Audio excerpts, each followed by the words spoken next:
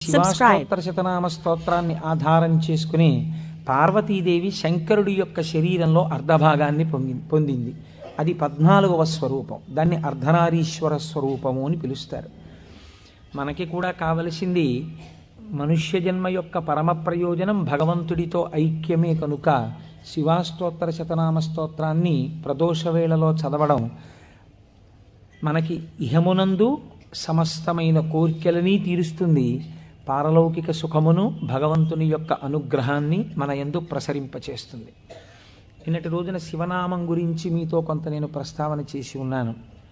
శివో మహేశ్వర అని పిలుస్తారు. ఈ మహేశ్వర అనబడేటటువంటి నామం చిత్రమైనటువంటి నామం.